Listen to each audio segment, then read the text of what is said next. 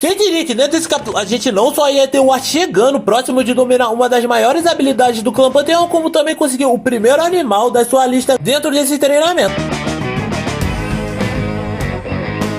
E aí galera, beleza? Quem fala o Art, galera. Antes do vídeo começar, eu apenas queria falar sobre alguns pontos que rolaram no capítulo passado, como por exemplo, o Art descendo sarrafo em todos os alunos do Codre que foram requisitados, a continuação do treinamento dele, até que a gente vê a finalização com ele se despedindo. Mais pra frente, o Prota recebendo uma carta do Whindersson e descobrindo várias outras coisas que a Cynthia tinha contado pra eles nessa situação, como por exemplo, quem eram as voices e quais eram os alvos do Prota durante a guerra. O Whindersson e o Art chegando no seu próximo local de treinamento para que ele continuasse a evoluir, e a gente descobrindo como vai ser o próximo treinamento dele, enquanto o Whindersson largava ele para poder treinar. Desse modo, com a gente encerrando o capítulo 154 de The Beginning After the End. Para começar esse capítulo 155 da webtoon de The Beginning After the End, a gente já vê que vários esquilos Raptors apareceram por aquele local, mas pra frente, até que logo depois a gente já vê o nosso Prota saindo de um dos arbustos para tentar capturar um deles. Só que tudo isso acaba sendo meio que em vão, porque a gente vê que uma das coisas que consegue atrapalhar ele bastante é o sino que o Whindersson acabou dando na mão dele. E também não é apenas por isso que os esquilos Raptors também conseguiram sentir a presença do Prota, porque ele também descobriu que todos esses esquilos eram extremamente sensíveis a mana, o que dificultava ainda mais a capacidade dele de se aproximar desses esquilos de alguma maneira sutil. E tudo isso se deve pelo fato de eles estarem na base da cadeia alimentar, fazendo com que eles tivessem que encontrar alguma forma de conseguir se defender, e ocasionalmente isso fez com que eles desenvolvessem esse tipo de habilidade como um mecanismo de defesa para que eles pudessem fugir rapidamente de predadores que estivessem próximos. Aqui, ao ter pensado em tudo isso, é que a gente vê o nosso Prota percebendo que ele ia ter dois pontos nessa situação, que seria o primeiro, o fato de ter que cuidar da sua ocultação, enquanto o segundo seria como ele iria fazer para capturá-los bem no momento que ele estava fazendo várias tentativas de falha e erro para tentar de alguma maneira capturar todas essas criaturas. E quando a gente percebe o quanto o nosso Prota tá se esforçando, é que a gente vê que ele também deve ter ficado várias noites sem dormir só pensando em todas essas coisas, já que ele tava com várias olheiras por não ter conseguido nenhum avanço de primeira. Em um desses momentos que ele tava pensando em como fazer para capturá-lo, é aí que ele percebe que ele poderia ocultar e retirar toda a sua mana que circulava pelo corpo da jogada, fazendo com que ele ficasse tão completamente exposto, mas sendo um risco que ele iria correr. E tendo em vista que isso poderia ser algo que deveria atrapalhar, ele também já vai além e retira toda a sua intenção da jogada para que ele pudesse ter alguma chance de conseguir lidar com todas essas criaturas. E depois que ele faz todo esse processo, é que ele vê que tudo estava dando resultado, mas logo depois ele se desconcentra, fazendo com que todos os esquilos Raptors corressem o mais rápido dali. O que, diga-se de passagem, foi apenas um contratempo pro nosso Prota, porque ele não desistiu, já aprendendo três coisas logo em seguida, que seria a primeira em liberar a mana purificada, não necessariamente afastava todos os esquilos Raptors da situação, e sim alarmava os caras para que eles pudessem sair dali o mais rápido possível caso houvesse algum problema de perigo iminente. A segunda seria que o Prota teria que de alguma maneira fazer com que dispersasse todo o sinal de mana da área do seu corpo, pois assim ele conseguiria criar uma camuflagem para que ninguém percebesse ele, ou no caso os esquilos conseguissem sentir a presença dele naquele local. E assim, caso ele exagerasse nesse método, poderia fazer com que todas as suas intenções escapassem do seu corpo, fazendo com que em seguida eles corressem novamente para um local seguro. E a terceira, no caso, seria que o fluxo de mana externo não fazia com que eles se alarmassem, já que eles tinham noção que não haveriam seres ou coisas que externamente no ambiente não afetariam ele de alguma maneira. E por perceber tudo isso, é que ele volta a concentrar todo o seu treinamento em meditação para que ele pudesse expandir todas as suas veias de mana, para que a mana do ambiente entrasse por dentro do seu corpo e fizesse com que ele ficasse invisível aos olhos dos esquilos. E quando ele ia meditando, é aí que ele se toca que ele deveria equilibrar a mana impura e a mana pura que estava sendo sugada para dentro do seu corpo, o que fez com que ele também se lembrasse da primeira vez que ele tinha se encontrado com a Sylvia, no momento que ela acabou ensinando a rotação de mana para ele pela primeira vez. E por ter se passado vários anos, é óbvio que o nosso Prota agora quase consegue absorver mana sem nem precisar tentar, quase como se fosse um modo inconsciente, misturado com essa nova técnica que ele estava criando. E graças a isso, é aí que ele percebe que com o equilíbrio perfeito, ele poderia fazer com que nada nem ninguém fosse capaz de sentir a mana no seu corpo, tornando ele basicamente invisível a olho nu para pessoas comuns. E quando ele começa a abrir o olho levemente, tentando descobrir se estava dando certo de alguma maneira, é aí que a gente vê vários esquilos Raptors perto de onde ele tinha colocado vários cogumelos para que eles comecem, fazendo com que logo depois a gente visse o nosso Prota levantando um leve sorriso para toda aquela situação. Mas por causa disso, é aí que a gente vê que ele se desliga da sua técnica, fazendo com que todos os esquilos Raptors corressem o mais rápido dali. E quando ele começa a continuar a sua meditação novamente, é aí que a noite simplesmente cai e a gente vê que o nosso prota tava exausto de todo esse progresso que ele vinha tendo. E aproveitando que vocês vieram até que, caso queiram contribuir para que a gente continue com o canal e traga mais conteúdo de debate, além de vários outros conteúdos que eu tô tentando trazer aqui pro canal, se inscrevam no canal e deixem um like, compartilhem pra galera e não esqueçam de ativar o sininho na hora das notificações. Afinal, esse é um modo de você sempre ficar ciente em primeira mão quando sair um conteúdo novo aqui no canal. E agora, sem mais delongas, vamos continuar. Ainda assim, o prota achava que tudo que ele tava passando agora era praticamente um retrocesso desde que ele tinha chegado em Efesos, pois desde o momento que ele começou a treinar junto do Codre, ele sempre foi evoluindo rapidamente, fazendo com que ele odiasse o fato de ele ter que ir devagar com essa técnica. E outra coisa que também irritava ele pra caramba era o fato de ele ter que ter um sino no pescoço pra avisar os arenas, mas por hora ele acaba deixando isso de lado, porque ele começa a pensar como é que a Sylvie estava dentro do seu treinamento e se ela estava indo bem, como poderia estar a sua família agora que já tinha se passado algum tempo no continente das divindades, ou como estaria a Tej agora, ou Elijah. Fora que ele também já queria acelerar esse processo, principalmente porque ele tem a intenção de querer ir atrás do Elijah para que ele pudesse salvá-lo, o que em seguida faz com que ele encerrasse esse assunto dentro da sua cabeça, pois ele deveria agora focar mais do que nunca no seu treinamento. Afinal, essa seria a única maneira de fazer com que todos estivessem seguros e que ele pudesse ir atrás do Elijah de uma vez por todas. E após ter esse último pensamento, é aí que a gente vê o nosso prota adormecendo e descansando mais rápido possível, com a gente vendo logo depois, a gente observando o nosso prota plantando a armadilha para os esquilos Raptor de manhã cedo, ao mesmo tempo que ele também pensava que ele precisava fazer o processo de conseguir mana suficiente para conseguir mais rápido que os esquilos Raptor e o seu sino, que com certeza iria tocar no minuto que eles aparecessem e tentasse pegá-lo. E para fazer isso, ele teria que armazenar uma grande quantidade de mana para que ele pudesse se mover quase que instantaneamente, no mesmo momento que ele já começava a equilibrar a emissão de mana e a mana purificada e a recepção de mana na atmosfera, para que ele pudesse camuflar toda a sua presença na hora que ele utilizasse essa técnica. E galera, para quem não sabe, é aqui que começa basicamente o Butt Step, que é uma técnica que o nosso prota vai ter que deixar de lado pelo menos nesse período da obra. Mas enfim, no momento que ele começa a fazer vários e vários movimentos ao mesmo tempo em círculos ou seguindo para frente, é aí que ele se lembra que o Codre tinha mencionado para ele que ele controlar o fluxo de mana para poder manipulá-lo era uma das suas maiores habilidades, quer seja para escondê-lo ou ampliá-lo, desse modo atordoando todos os sentidos do oponente. E quando ele pensa em tudo isso como um todo, é aí que ele percebe que talvez seja essa a técnica ou uma das técnicas que o Winston queria que ele aprendesse, fazendo com que talvez fosse esse o teste que ele tanto queria aplicar no Art. E depois que a gente vê o nosso prota dando uma passada desse treinamento, é aí que a gente vai para o ponto de vista do Winston, percebendo que ele tava observando o prota em sigilo, tentando entender o que tava se passando na cabeça do prota e que ele tava planejando nesse momento para aquela situação. Afinal, na cabeça do Winston já tinham se passado 2 semanas e isso basicamente deveria ser tempo suficiente para que ele conseguisse pelo menos pegar o esquilo Raptor como uma das suas tarefas. Chegou ao ponto também, galera, de ele pensar que tinha até colocado fé pra caramba no prota. Afinal, ele também sabia que os esquilos Raptors eram capazes de sentir a mana do inimigo, só que ele também explica mais detalhadamente que ele sabia que essas criaturas eram bem espertas e que eram a cauda delas que era responsável por sentir qualquer mana hostil que aparecesse no local. E ainda assim, ele não entendia como é que o prota não conseguia fazer uma simples armadilha e ficar parado de um modo que ele pegasse facilmente o esquilo Raptor. Só que na visão dele, ele também já achava que estava de bom tamanho o fato do prota tá conseguindo entender como aprender essa habilidade. E nisso, quando ele achava que o Art não tinha como surpreender ele mais ainda, é aí que ele vê o nosso prota finalmente utilizando o protótipo do Butt Step junto do Mirage Week para que ele finalmente conseguisse pegar um esquilo Raptor, fazendo com que o Asura ficasse completamente sem palavras. Afinal, ele nunca pensou que o Art ia conseguir completar o caminho da miragem de uma forma tão rápida, pois pra quem não percebeu, galera, a única coisa que o Winston tava tentando ver se o prota ia aprender é se ele conseguia ocultar toda a sua presença de outros seres vivos, já que, como ele mesmo falou, até mesmo os Asuras mais poderosos do clã Panteão se orgulham dessa técnica, já que ela é a mais poderosa pra eles em termos de combate físico, e era isso que fazia com que eles ficassem tão orgulhosos dessa técnica. E também era por isso que o Winston não conseguia entender como é que o Art tinha conseguido desenvolver essa técnica tão rapidamente, percebendo que o Codre não estava errado em dizer que o nosso prota era basicamente um prodígio. E por causa disso, é aí que ele fica na expectativa para saber o quão